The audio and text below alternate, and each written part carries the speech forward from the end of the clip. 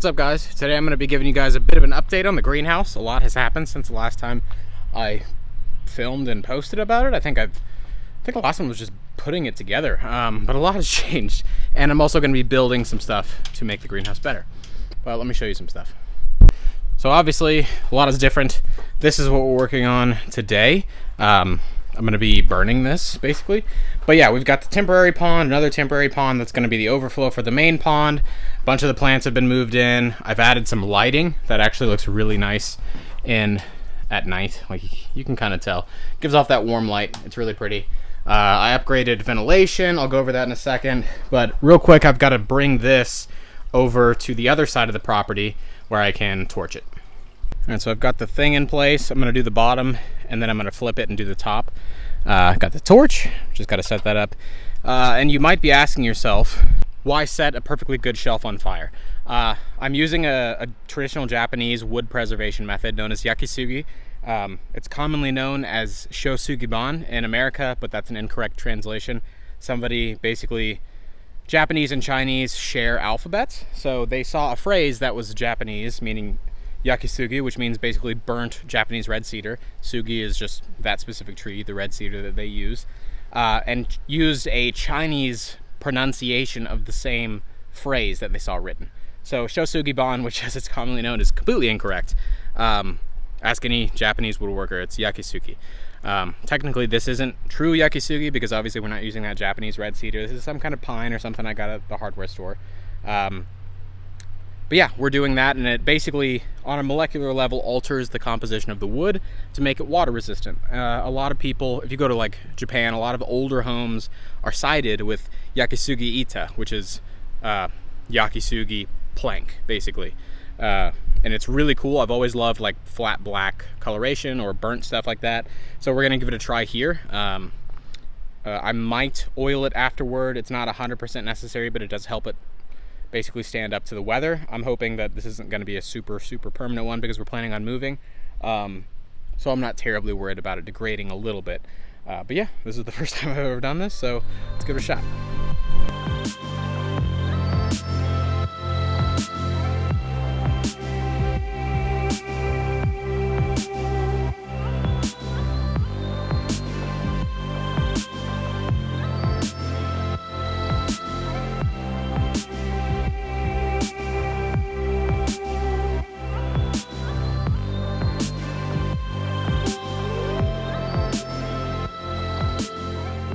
Well, that was awesome.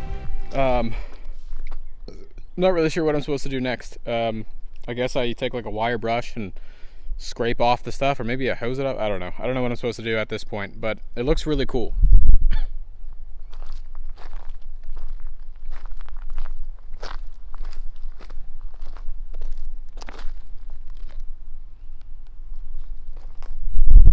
I'm a big fan. That's definitely my new favorite method of wood preservation. But yeah, I'm gonna let it cool off for a minute because it is still pretty hot, and then probably Google what I'm supposed to do at this point, because I'm pretty sure you're supposed to do something to it so it doesn't get your hands all disgusting, but I'll figure it out. All right, so I brought it back and I finished attaching it, and now I'm gonna show you guys the lights. It is just magical in here. It's so nice. These lights, I mean, they're like super bright on the camera, but if I go out of the greenhouse and back up a little bit, it's very nice in there. It's very quaint. But yeah, I brought this in, I attached it with L brackets underneath, and then just screwed the legs down, and I don't want to touch it because I retouched it up. I took a blowtorch and went back on all the knots that I didn't like and made it all a little bit darker. There are definitely some spots that I missed, but this is my first try. I ended up like hosing it off, hoping that would get most of the dust off. And I'm going to give it like a proper wipe down later, but this is what it looks like now. And I'm a big fan of it. So let me put some stuff on here, and then I'll give you guys an update of the greenhouse. But just for like a speed round, I haven't organized any of these guys, but I've got like the Thai Constellation and then my big monstera over there. I want to get some of the species I have in here on like just stakes, so they just go really big. It's really humid in here, and I can just water the piece of wood like a wooden plank. So like my Monstera dubia, my Amidria medium, maybe the Florida Ghost would be cool. Epiprimnum pinnatum and Epiprimnum amplissimum would be really cool. But I'd like to just have maybe like a 4x4 in the center, like along these beams, and just let a few of those species that are just weeds basically grow really mature in the center and just fill up the space. And then we've got a lot of my random philodendrons that are on poles, like the Nini Eye, that's not doing well at all.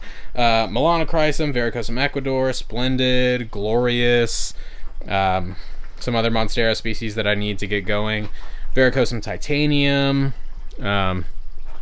69686, Patriciae, UPI, bunch of random stuff in here. Atabapoense, some Homolominas. I really want to collect more of those. This is a really, really big species of Peperomias, Peperomia species Ecuador, so I want that to get big. I want my Dieffenbachias to get really big and just fill in space. This is Sterling, and this is a Reflector, allegedly. But I do really want my Anthuriums to do really well in here. So like I've got my Metallicum affinis, Brownie Eye Wide Sinus. What else is over here? My Regale Dark Form I really hope does well. And then of course my pendant species that I'm going to be mounting on random things and hanging them up in the greenhouse. So we've got like Morona, Vitarifolium. This is a Baker Eye, which is one of my favorites. It's not a super special one, but it's arguably one of my favorites. Windlingeri, Pallitiflorum or Pallitiflorum.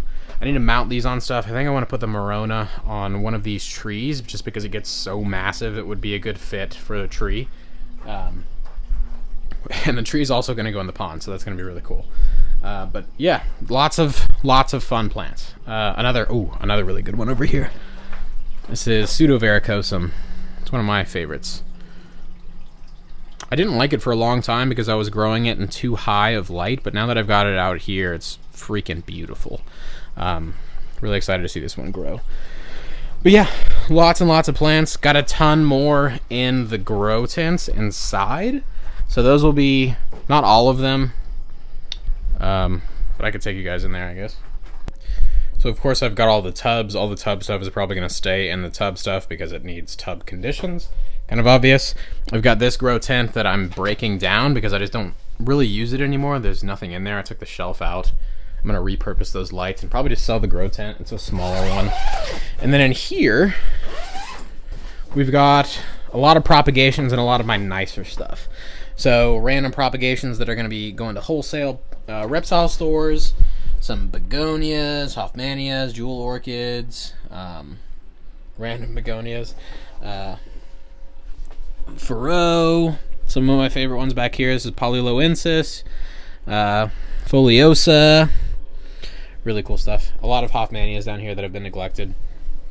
And then all of my like nice anthuriums are up here. So my Fort Sherman, which is still expanding. This leaf is getting huge. Some random hybrids back here. I don't know what this one is, but it's got crazy emergent growth. A lot of stuff. Pure Radicans. More hybrids. This is the Adams family right here. Random ferns. Prop stuff. All sorts of fun stuff. That Splendidum is really not happy with me right now. You should probably do something about that. And then more props up here. So, Anthurium cutucuense. This is a really, really good species. But yeah, I'd like to get most of this stuff out of here eventually, like the Furcatum and the Fibracataphyllum, Philodendron species Peru. That stuff can come out eventually. Burley marks can come out. Anthurium radicans can come out eventually. But I've just got to get everything situated out there before I'm super comfortable doing all that.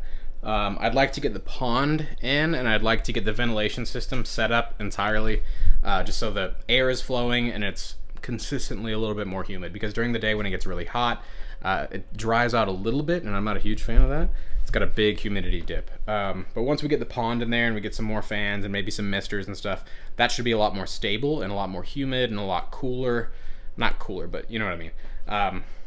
But yeah, the pond is the next big thing we're going to be doing. But for now, that's all we're doing. I'm really excited about the pond. But the pond's going to be very expensive, so it's going to have to wait. But yeah, that's what's going on with the greenhouse. Thank you guys so much for watching. Don't forget to like and subscribe if you want to keep seeing updates on this project. It's going to get cooler and cooler as we go. It's going to get more grown in, more developed, more plants, more little projects. I want to do tanks in there. I want to have free roaming reptiles, all sorts of stuff. But yeah, don't forget to like and subscribe. And hopefully I will see you guys next time.